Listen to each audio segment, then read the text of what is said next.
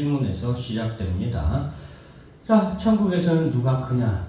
사실은 우리가 제자들이 아직 천국에 대해서 잘 모르고 예수님의 제자들이 이때까지만 해도 하나님 나라가 어떤 나라인가에 대해서 잘 모르는 그런 때입니다. 우리는 하나님의 나라에 대해서 그래도 성경이 이미 다 우리에게 전해 주신 그 한도 내에서는 우리가 다 알 수 있기 때문에 우리가 그 하나님 나라에 대해서 우리가 어느 정도 알고 있게 되었죠. 그래서 예수님의 제자들의 당시에 비하면은 우리는 많은 것을 알고 있습니다.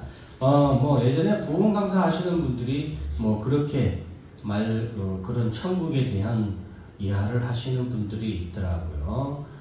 자기가 열심히 이 땅에서 전도를 열심히 했더니 천국에 갔더니 자기 집이 평수가 그렇게 넓었다고, 천국에서 자기 집 평수가 그렇게 넓었다고. 그런데 저기 밑에 단칸방이 보이는데 거기는 평수가 아주 낮은 데인데 보니까 거기에 자기 담임 목사님이 거기 살고 계시더라고. 그렇게 부미하시는 분들이 계시는데 그런 것들은 잘못된 천국에 대한 잘못된 이해를 가지고 계시는 겁니다. 천국은 누가 누구를 비교하는 곳이 아니에요.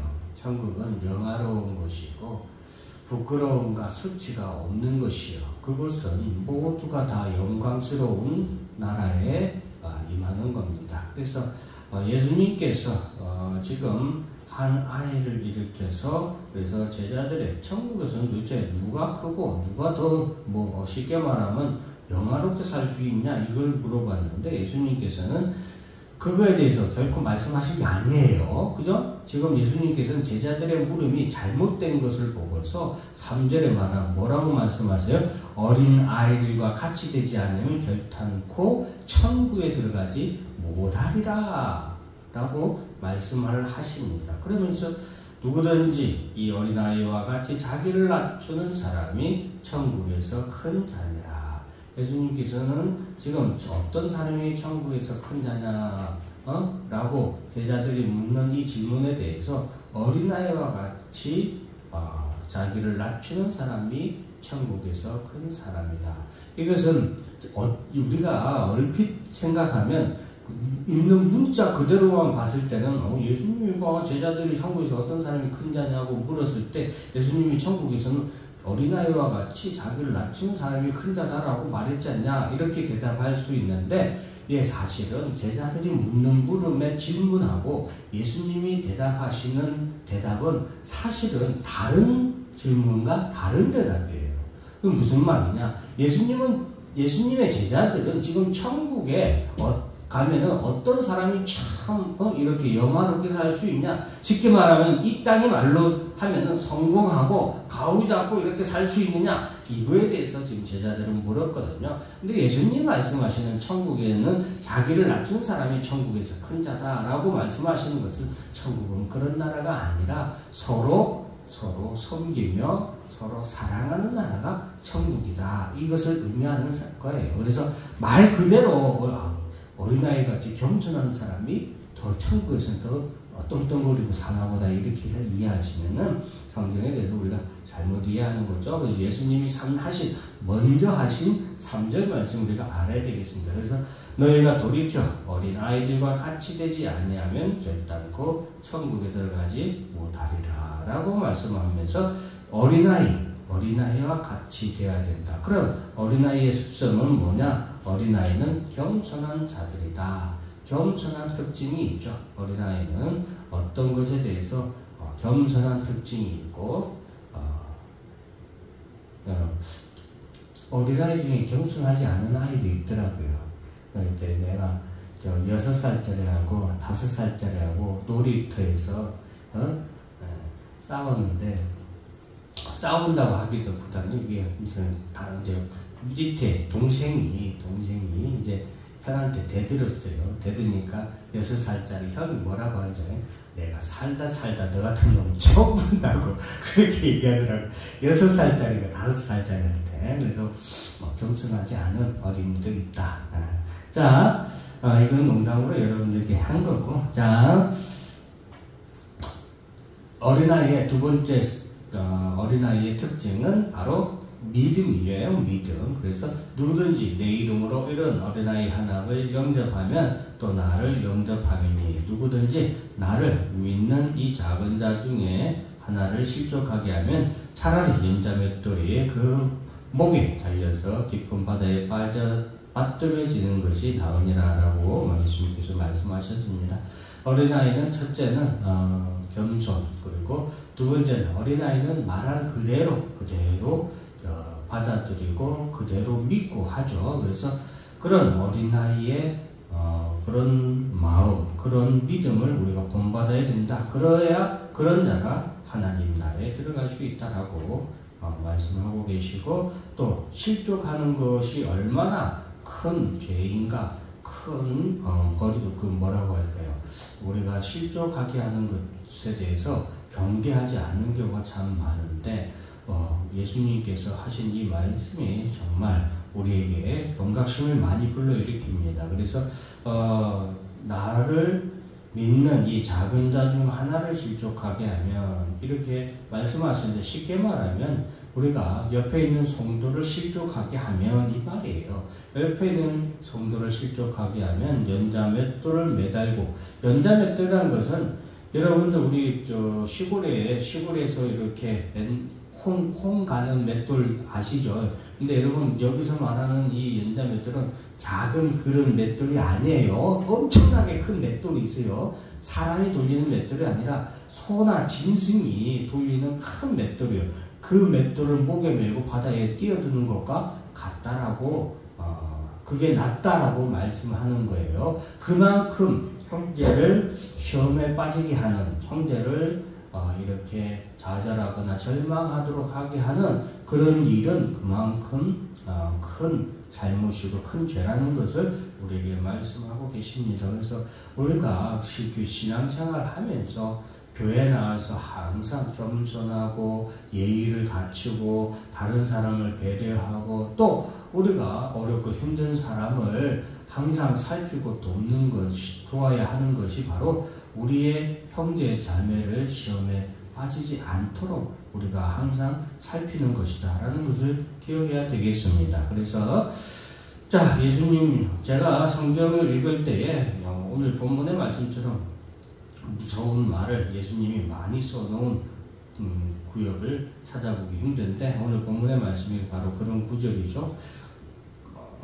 8절 말씀에 보면은 내 손이나 내 발이 너를 범죄하게 하거든 찍어내버리라. 장애인이나 다리 저는 자로 영생에 들어가는 것이 두 손과 두 발을 가지고 영원한 불에 던져지는 것보다 나으니라 라고 말씀하셨고, 이만큼 예수님이 하신 말씀은 이만큼 형제를 실족하게 하는 것, 형제로 하여금 실망하도록 하는 것, 그것이 우리 얼마나 큰 죄인가에 대해서 예수님께서 말씀하시고, 그것만큼 우리가 그러한 일을 우리도 모르는 사이에 저지르지 않도록 늘 조심하고 경계해야 된다라는 것을 우리에게 말씀해주고 있는 거예요.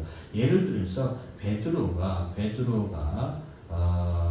유대인들과의 친분을 쌓기 위해서 식사를 할 때에 이방인들, 예수님 당시에, 초대교회 당시에는 가장 큰 문제 중에, 교회에 생기는 가장 큰 문제 중에 하나가 뭐였냐면, 유대인, 즉 이스라엘 사람들과 그리고 이스라엘 아닌 사람들이 교회에 같이 있게 되잖아요. 이 가운데 생기는 어떻게 보면은 이 유대인과 이방인 사이에 생기는 말 못하는 이런 문제점들이 참 많았어요. 왜냐하면 기본적으로 유대인들은 자기가 늘 하나님의 택함받은 백성이라고 생각했잖아요. 그런데 이제 그런 기조가 유대인들에게 항상 성경에도 자주 나오지만 이방인들을 개나 돼지와 같이 취급을 했잖아요. 그래서 자기들은 하나님의 택함받은 선민이기 때문에 이방인들과 함께 예배드리는 거, 아니 그게 어떻게 있을 수 있어?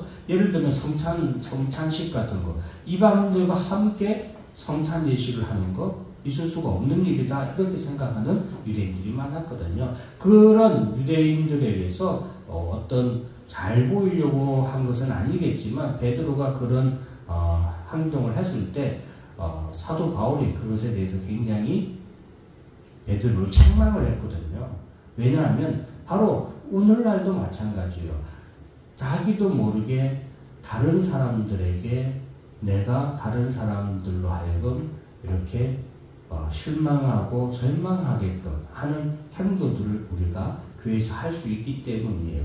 예를 들어서 교회에서 나와서 오늘 이번에 내가 말이야 명품 백 뭐를 샀는데 남편이 어디 갔다 출장 갔다 오면서 사줬다고 여자들 그런 자랑하기 좋아하잖아요. 그런 자랑은 꼭 교회 권사님들 이런 앞에서 꼭 자랑하는 거 좋아하시더라고요. 근데 그런 자랑을 할 때 형편이 어려운 성도가 그런 말을 들을 때 어떻게 돼요? 그런 부분에서 마음에 낙심하고 절망하는 사람들이 생길 수 있다 이 말이죠. 그래서 예전에 어떤 교회 목사님 같은 경우는 사모님이 약간 그게 있었어요.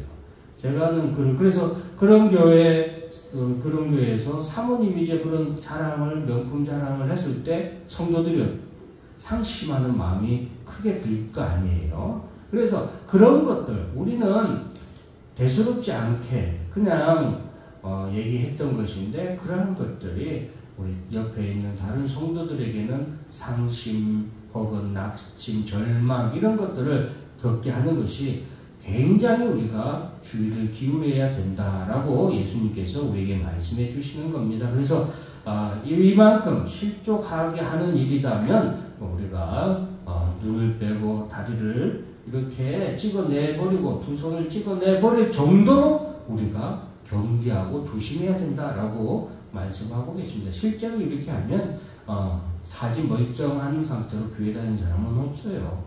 예수님의 말씀을 문자 그대로 해석할 것이 아니라 그만큼 형제의 상심하고 이렇게 낙심하고 절망하도록 하는 것, 시험을 들게 하는 것은 그만큼 위험하고 큰 죄라는 것을 우리가 꼭 알아야 되겠습니다. 자, 반면에 예수님께서 10절 말씀을 보면은 삼가 이 작은 자 중에 하나도 없인 여기지 말라라고 말하면서 그들의 천사들이 하늘에 계신 내 아버지의 얼굴 항상 배옵느니라 라고 말씀하고, 자 그리고 14절 말씀에 보면 이와 같이 이 작은 자 중에 하나라도 잃는 것은 하늘에 계신 너희 아버지 뜻이 아니니라 라고 말씀하십니다. 자, 여기서 이제 우리가 두 가지 사실을 기억해야 되는데, 하나는 우리가 옆에 있는 우리의 성도들을 잘 섬기는 것이 또한 반대로 그만큼 귀한 일이다 라는 거, 옆에 있는 성도가 신앙생활 잘 할 수 있도록 우리가 잘 돕고 잘 섬기는 그 일이 그만큼 귀한 일이다 라는 것을 우리가 이렇게 반대로 우리가 알 수 있고, 마지막으로 우리가 하나라도 잃어버리지 않는 것이 하나님의 뜻이다 라는 것, 이런 99마리의 양보다 잃어버린 한 마리의 양을 찾는 것이 더 기쁘지 아니하냐. 요걸 갖다가 또 오해하는 분들도 있어요. 그럼 99마리가 안 잃어버리고 양 뒤에 있는 것은 기쁜 일이 아니냐. 지금 예수님이 말씀하시는 포인트는 그게 아니죠. 99마리, 100마리가 다 하나님의 양 우리 안에 안전하게 있어야 되는데, 그 한 마리를 잃어버렸다면 그 한 마리를 위해서 주위에 있는 목자는 그렇게 찾아 헤매고 그 한 마리를 찾게 된다면 그 목자는 또 얼마나 기뻐하느냐. 100마리가 다 있기 때문에 기쁜 거예요. 그래서 99마리가 뭐 중요하지 않다 이게 아니라, 그만큼 하나님의 양 우리 안에 한 마리의 양도 잃어버리지 않고 구원하는 것이 하나님의 뜻이고 기쁨이고 그것을 위해서 예수님께서 이 땅에 오셨다는 것을 우리에게 말씀해 주고 있습니다. 그래서 한 마리의 양의 가치는 99마리보다 더 귀하다 이게 아니라 모두가 귀한데 단 한 마리도 하나님은 자신의 양을 잃어버리는 걸 원치 않으시기 때문에 그것을 위해서 누가 오셨다? 예수님께서 이 땅에 오셨고 또 그 한 마리의 양의 마지막까지 한 마리의 양을 찾기 위해서 하나님은 지금도 예수님은 지금도 이 땅에 재림하시는 것을 더디 오고 계신다는 것. 왜? 그 마지막 한 마리를 다 구원하기까지 그 마지막 한 마리에게 복음이 전해지기까지 예수님이 기다리고 계시기 때문이다. 한 마리의 양까지 구원하는 그날이 바로 하나님께서 크게 기뻐하시는 날이고 예수님이 이 땅에 오시는 날이다 라는 것을 말씀해 주고 있습니다. 기도하겠습니다. 하나님 아버지 감사합니다. 오늘 이렇게 하나님